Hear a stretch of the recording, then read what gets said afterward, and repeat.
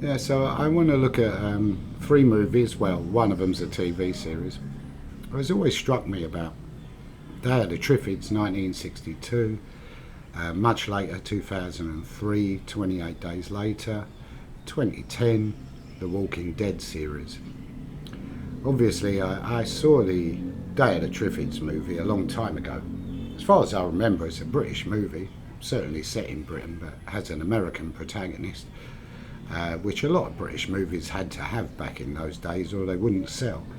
These days, it seems like Hollywood movies has to have a British person in them for maybe different reasons. I don't know. We're just good at the accent, I guess. Pretending to be American seems to be au de rigueur. Anyway, I digress. Yeah, so I read the book Day of the Triffids, but I was probably about 11, so I don't remember it much. The great British sci-fi writer John Wyndham, Midwich Cuckoos. What was the other thing he wrote? I can't remember. He wrote a load of stuff, really great. And my dad was really into that sort of stuff, got me into sci-fi, but I probably saw the movie before I read the book, because as the movie had been made in 62, it would have been on TV quite a lot back in the 60s, early 70s. Anyway, the Day of the Triffids was a brilliant movie, and in a way I think it is pointing to the later zombie genre. I think it is quite a lot. Triffids are these man-eating plants that after a meteor storm everybody goes blind who's watched it, and these meat-eating plants that can not run but they can move slowly, a bit like zombies. They've got a stinger, they can sting you. But once everyone goes blind, these Triffids get out of wherever they were. I'm a bit confused whether there were Triffids before the meteor storm or they were already there, and then the meteor storm sort of got them going somehow, got them more aggressive. I'm not sure. I can't remember the book. But anyway, everyone goes blind except this guy called Bill, and he's in a hospital in London because he's been on a ship and something's happened that we don't know, and he's lost his sight, and they've operated and bandaged his eyes and he can't see the meteor storm. The next day when he wakes up, no one's around, he can't hear anything, there's no nurses, he's in this hospital bed, and he has to take off his own bandages, and slowly we can see that he can actually see. And then he goes off wandering around the hospital, and it's all total chaos, and everything's knocked over, and it's right old scene of, as I say, of chaos. Well, not chaos, there's loads of people, just everything's higgledy-piggledy and all over the place. Eventually, a doctor comes over who can't see, he's totally blind. It happens to be Bill's doctor. They go back to the office and the doctor explains what's happened, and he gets Bill to do some eye tests on him with lights, and the doctor can't see anything. When Bill's back's turned, the doctor jumps out the window. So Bill gets himself all dressed and he goes out to see what's going on, and then we get these scenes of London, some great places around London, some of which I know, some of which I don't. And the most iconic scene, I think, is the London bus that's all smashed up and deserted, and on, I can't remember if is it on its side. I've got a picture there, we'll see. So I'll say two things: it's either been knocked over on its side, or it's totally abandoned and it's crashed into a building. And this iconography goes back to the war, where there's lots of shots of London buses having been blitzed and gone down big holes in the road, or crashed into buildings, or gone off bridges. It's a thing, and I think that was probably in the filmmaker's mind. Whether it was in the book, this bus scene, I don't know, but it comes up again later. In fact, it comes up in a lot of Hollywood films and other films, and I'm going to talk about that another time, because there's a whole thing in itself, the London bus.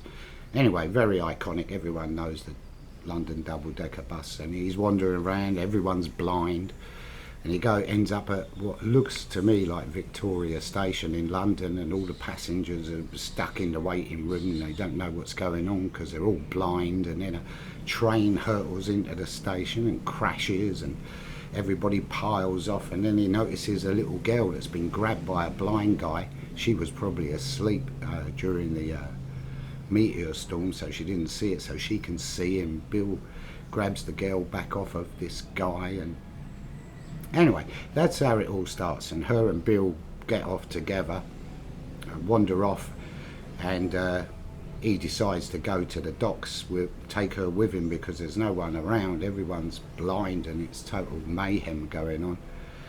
And then they notice a dog in a park, and then they notice a Triffid. A Triffid kills this dog, you know, stings it one and then goes over to eat it. And Bill's like, what the hell is that? And she's like, the girl Susan is like, what the hell is that? Anyway, they get out of there and they get onto, I think, London Bridge and find a car. London Bridge is another scene, or Westminster Bridge is often a scene.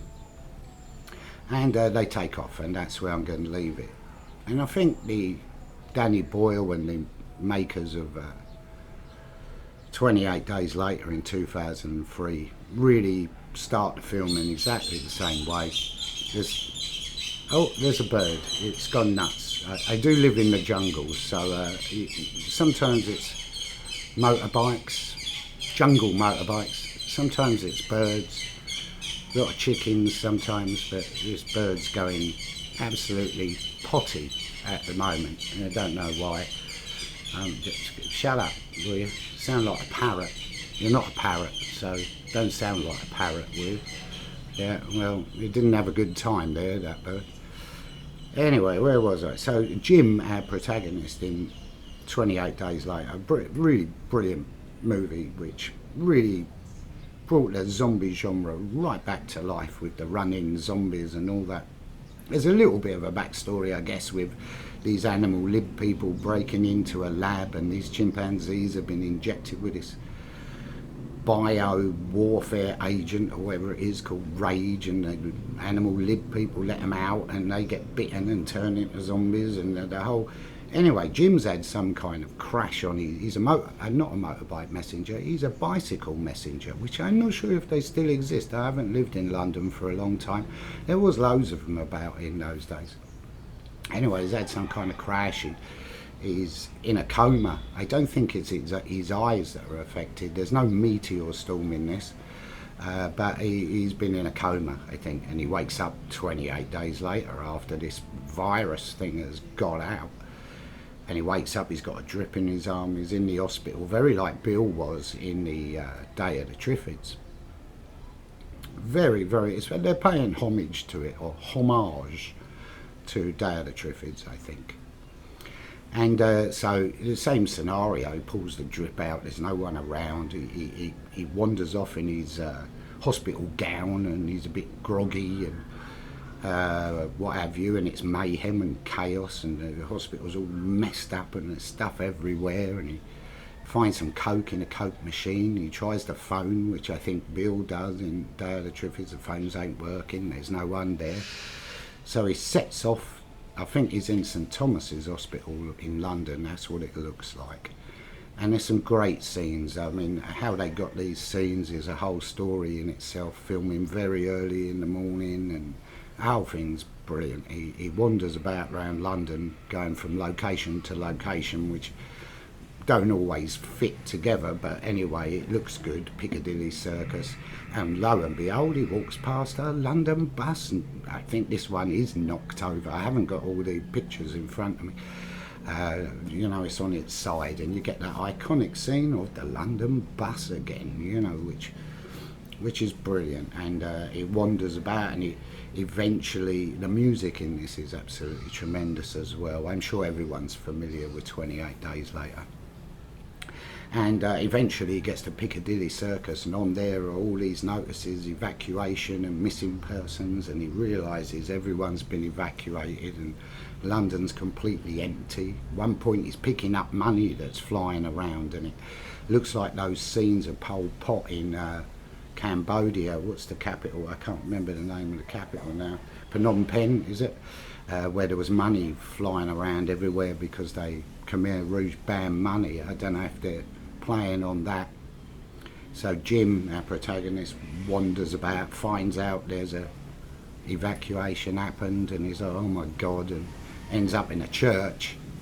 And there we'll leave the story. Very, very similar to Day of the Triffids. So then we moved to 2010, and we got Rick, the protagonist in The Walking Dead first episode. We get a backstory. He's sitting in his, he's a policeman in America. He's sitting in, and he's British. So there you go. You got your British guy being in an American film, but he does have an American accent, where not many Americans do British accents. But some do.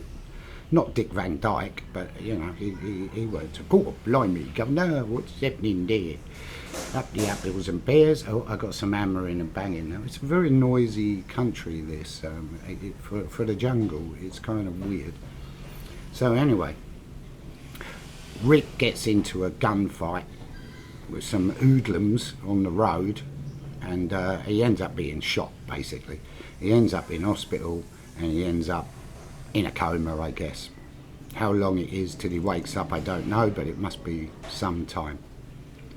So he's in a coma, and he's got this blurry vision of his mate, his partner, having brought him flowers there, and then he's passed out, and then he wakes up and all the flowers are dead. So he realises it's a long time ago. He's calling out for help, but again there's no nurses and stuff, so he manages to get out of bed, falling over a few times. I've definitely got drilling going on now. There's always noise in this bloody place. I don't know. The jungle is a noisy place. It's full of, you know, noisy birds, motorbikes, yeah, jungle-style motorbikes, drilling, banging, and water. Big water things that fill up pools. Yeah, so the water pump tank thing is now filled up.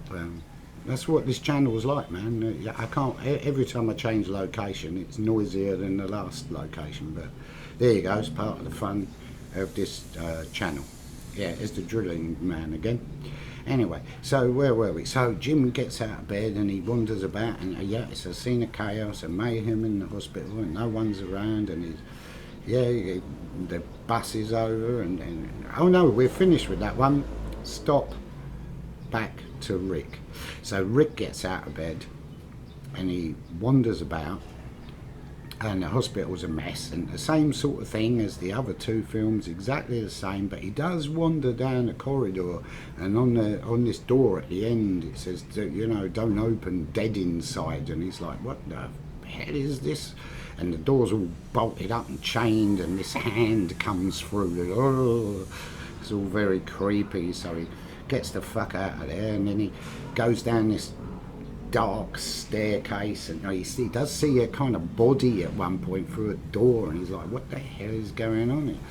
And he goes down this dark staircase and comes out, and there's all these corpses all lined up in body bags, all wrapped up, and he's like, oh my God.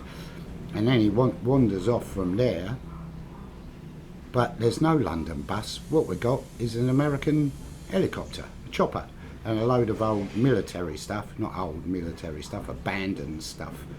And he's like, what is going on here? And he's still in his hospital gown, and I noticed in Day of the Triffids, the guy's at least got the decorum to get dressed. You know, he's got his Merchant Navy uniform on, but the other films, they're just in hospital gowns for some reason. Maybe they can't find their clothes, maybe they're just so baffled they don't know what's going on.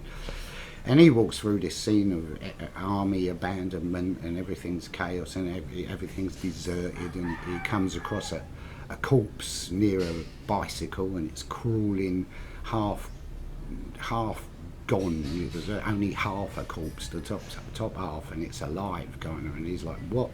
Nicks the bicycle, goes off, ends up getting hit by a shovel, and wakes up chained up in bed, and then it goes on from there. So what I wanted to say is that these three films, very iconic openings, beginnings, great. It's great to see that again and again, because it never gets tiring, and it's a wonderful way to start these post-apocalyptic movies with someone waking up and not knowing what's going on. And I think with the Triffids, when you think about these Triffids, they move quite slowly, like the old George Romero zombies, not the 28 days later running zombies, but the George Romero creeping up. And then sometimes when that's, you can outrun these things, there's no problem there, but then when they get together, there's this remorselessness, and the Triffids have that, and they gang up on people like that. Suddenly there's a whole crowd of them from nothing, and they follow noise, which I think is so in all three of these movies. They hear noise and that sets them off, and the Triffids can sense vibrations. I guess they haven't got ears and stuff, but they're brainless like zombies, you know, and they just go for you slowly crowding in. So I think in a way the Triffids were prototype zombies, and that's all I wanted to say. So thanks for watching, thanks for listening. Sorry about the background noise, the jungly thing, and I'll see you about.